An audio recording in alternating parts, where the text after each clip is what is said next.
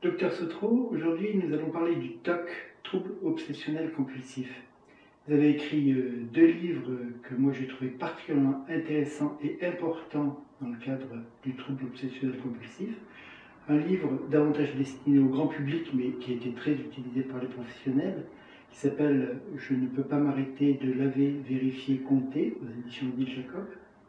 Et un deuxième livre, beaucoup plus pour les professionnels, le TOC, le trouble obsessionnel compulsif, manuel pour les thérapeutes. Je vais vous poser quelques questions.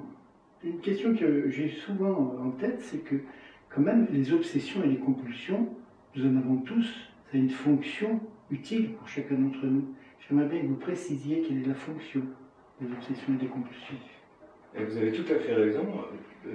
On sait que 100% de la population, nous avons des obsessions.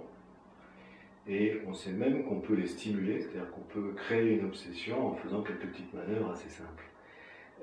Il faut cependant préciser que la langue française met un tout petit peu d'ambiguïté, puisque l'obsession n'est pas toujours associée à une idée négative ou une idée de danger.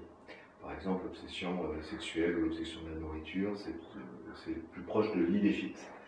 Quand on parle d'obsession et de compulsion dans le TOC, il s'agit des pensées d'alerte. Ce sont des pensées dans lesquelles le sujet est en alerte et il a peur qu'il se passe quelque chose par sa faute. Il a peur de commettre un acte grave s'il ne fait pas attention. Et donc, commettre un acte grave s'il ne fait pas attention, ça signifie que l'obsession sert en fait à la mise en sécurité du sujet, de sa famille, de ses proches, et donc finalement, au fil des millions d'années de l'évolution, la mise en sécurité de l'espèce humaine. Donc la fonction a effectivement une utilité indéniable, et c'est pour ça que nous avons tous des obsessions qui nous mettent en sécurité. Ces obsessions sont, pour simplifier, de 4 types.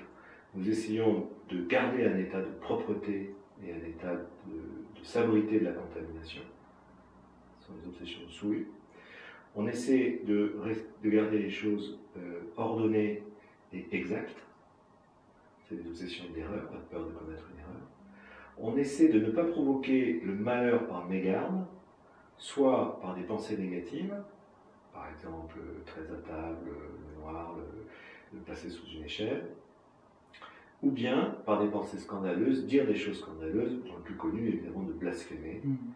Et le pire de ces pensées négatives qui amènent à commettre un acte grave, c'est la peur d'avoir un acte physique grave et de faire du mal aux êtres chers. Donc c'est ce que nous faisons tous. Par exemple, nous lavons les mains, parfois sans avoir une réelle souillure ou une contamination, juste parce qu'on se sent sale, et on prend cette habitude depuis l'enfance. Par exemple, il est tout à fait normal de vérifier, quand on part de chez soi, de vérifier la porte d'entrée un peu plus parce qu'on va être absent plusieurs jours. Par exemple, on évite de dire des choses scandaleuses ou blasphématoires, donc je ne vais pas le dire devant vous parce que ça pourrait stimuler une obsession chez vous.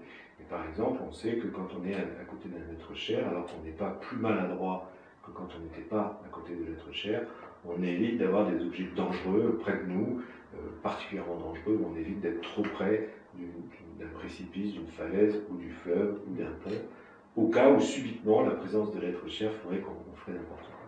Donc ça, ce sont des obsessions tout à fait normales qui nous aident à nous protéger, à remettre les choses en ordre et à rester propres et sans danger pour nous et nos chers. Alors que quand il s'agit de la maladie obsessionnelle compulsive, évidemment, c'est l'exagération, ce qu'on appelle le TOC, c'est l'exagération de cette fonction qui se dérègle et qui fait que les gens ont une charge obsessionnelle très élevée, et que donc cette charge émotionnelle, ils cherchent à l'organiser avec des actes, donc laver, vérifier, ranger, compter, récapituler, protéger, mais malheureusement, du fait de la maladie, ces actes n'arrivent plus à contenir les obsessions, les choses s'emballent. Donc là, c'est un point qui m'intéresse particulièrement. Finalement, les obsessions, les compulsions ont une fonction de mise en sécurité. C'est se mettre en sécurité par rapport à un danger. Qu'on pourrait provoquer. Que je pourrais provoquer si jamais j'ai une obsession. C'est la grande différence avec les phobies. Les gens confondent toujours les phobies et les obsessions. Dans les phobies, le danger est extérieur. Il suffit de me protéger de l'extérieur, je n'ai plus de problème. Si je suis phobique des ascenseurs, il n'y a pas d'ascenseur, je n'ai pas de problème. Tandis que dans les obsessions, c'est moi qui provoque le danger, c'est-à-dire c'est moi qui oublie de fermer, qui a mal lavé, qui a mal manipulé un objet dangereux ou qui a dit des choses qui sont graves et qui vont avoir des conséquences. C'est moi l'auteur, et donc je ne peux pas me protéger de moi, et donc je vais avoir des actes qui cherchent à me protéger. C'est ça, je cherche à me protéger ou protéger mes proches, et si je ne le fais pas, je suis responsable ou coupable. Exactement. C'est un point très important parce que finalement, ça sort le trouble obsessionnel compulsif des troubles anxieux. Absolument, et c'est l'apport récent qui était attendu depuis une dizaine d'années, qui a dit que comme les obsessions-compulsions, donc là on parle de la maladie obsessionnelle compulsive, plus du tout des obsessions normales, qu'on appelle le trouble obsessionnel compulsif, qu'on appelle maintenant le TOC, puisque maintenant le TOC, TEC est rentré dans le dictionnaire français, donc c'est une abréviation qui est d'usage courant, et bien dans ce TOC il y a ce débordement, et ce débordement entraîne la souffrance. Donc ça c'est ce deuxième point, pour précéder ma question, c'est quand commence la maladie? Alors le problème c'est que c'est un continuum, c'est-à-dire qu'on comprend bien qu'au début c'est utile. Les gens qui sont trop peu obsessionnels sont des gens désordonnés, qui perdent, qui font des actes, qui ont des conséquences, qui mettent du désordre, qui amènent de la complexité de la vie. Ensuite, il y a des obsessions qui sont adaptées à un individu dans cette période actuelle. Vous comprenez bien que si vous vivez dans un pays en voie de développement dans lequel on doit être accoutumé à des règles d'hygiène inférieures aux nôtres, il ne faut pas être trop obsessionnel. Quelqu'un de normalement maniaque, on va dire, sur la propreté, va être très très en difficulté s'il applique les mêmes règles dans un pays en voie de développement. Donc on comprend que le degré d'obsessionnalité est aussi adapté au cadre de vie et à la culture. Donc il y a un seuil qui a été déterminé par les experts, qui est que quand le phénomène obsessionnel et compulsif, c'est-à-dire la préoccupation mentale et les actes, envahissent plus d'1 heure par jour en moyenne, eh bien on peut parler de maladie. Mais en réalité, les gens commencent à sentir une souffrance objective dans leur vie à partir de 2 ou 3 heures, à moins qu'avec bien moins que ça, un nœud obsessionnel entraîne à lui seul un handicap majeur dans leur vie. Et le cas le plus typique, c'est au travail, dans lequel les gens fonctionnent bien, mais au travail, ils ont une responsabilité importante. Et là, il y a un nœud obsessionnel qui fait que tout à coup, ils ne peuvent plus évoluer dans leur travail. Et ils ont l'illusion, malheureusement, de croire que le retrait du travail va les guérir, alors qu'en fait, le retrait du travail va les aggraver. Donc la souffrance est liée à la quantité de temps que prend la maladie, d'un côté, ou bien ce que la maladie empêche de faire au niveau du travail ou dans la vie courante. C'est-à-dire le temps passé ou bien le retentissement. D'accord. C'est une bonne précision. Une dernière question qui nous intéresse tous particulièrement, c'est mais est-ce qu'on en guérit réellement? Mais que voulez-vous dire par réellement? Mais réellement, ça veut dire au moins une très nette amélioration, retrouver déjà moins souffrir, ou plus avoir de souffrance, et avoir un contrôle sur les obsessions et les compulsions. Oui, le TOC est réputé plutôt être une maladie de bon pronostic. Alors c'est toujours gênant quand on parle de maladie parce que le bon pronostic, pardon, le bon pronostic, ça signifie quand même qu'il y a des gens qui ne s'améliorent pas.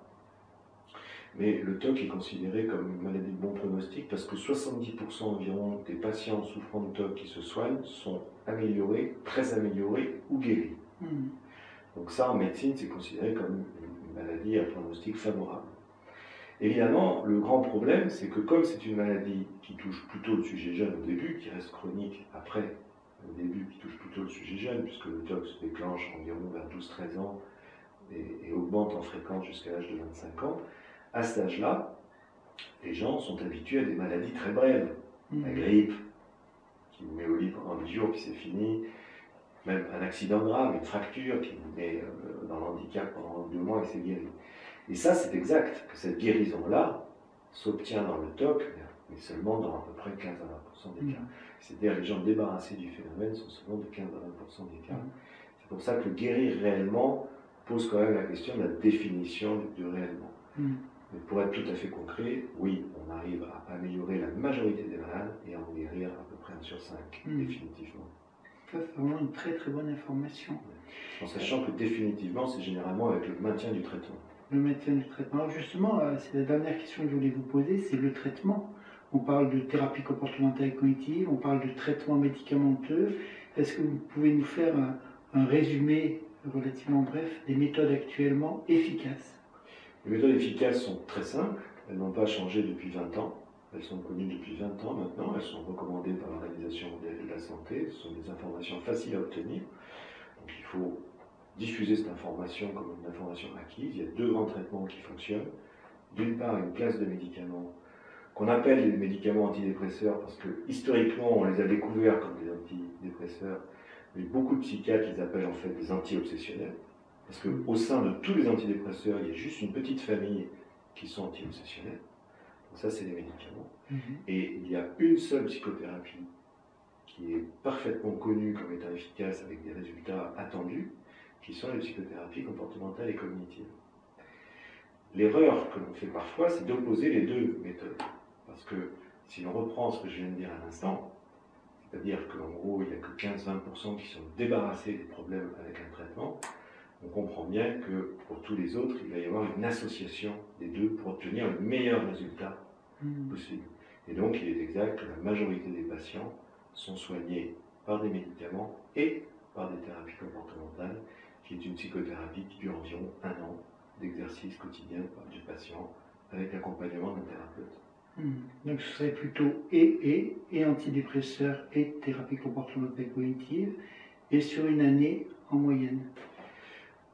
Alors, on commence généralement par l'un ou l'autre. On choisit en fonction de quelques critères. Par exemple, plus on est grave, plus on va chercher une amélioration facile à obtenir sans effort du malade. Donc, par exemple, un malade qui est très fatigué, très atteint, très envahi, on ne va pas lui demander en plus de faire des exercices, c'est évident. On va déjà essayer de gagner un peu de terrain avec des médicaments. On va donner plutôt des médicaments aux gens qui sont pressés, les gens qui travaillent, qui ont des enfants, qui habitent loin de leur travail, qui ont une vie très occupée. C'est plus compliqué de leur demander un exercice en plus. Et à contrario, on va plutôt commencer en thérapie comportementale avec des gens qui ont un trouble pas trop envahissant, ils sont un peu disponibles, des gens qui sont très volontaires, ou bien sûr des gens qui ont une intolérance ou la volonté de ne pas prendre des médicaments. Ce sont des règles de bon sens finalement. C'est des règles tout à fait intuitives, mais de toute façon, on n'impose jamais au patient, on lui explique les avantages et les inconvénients, et en revanche, le psychiatre, puisqu'il s'agit de médicaments, ce sont des médecins, on va quand même dire qu'il serait souhaitable de commencer par ça. Pour prendre 2 exemples concrets, un patient de 50 ans qui arrive avec un moral défaillant et qui est à la limite de pouvoir encore travailler, je vais lui dire, je vais insister fortement pour qu'il commence par des médicaments. Et à contrario, le jeune étudiant de 21 ans en pleine forme qui réussit ses études et qui a découvert récemment l'irruption de ce phénomène, je vais lui dire qu'il faut commencer par une thérapie. Donc des conseils professionnels et de bon sens dans le cadre d'une collaboration étroite avec le patient. Tout à fait. Je vous remercie beaucoup, Monsieur Sotro. Merci à vous.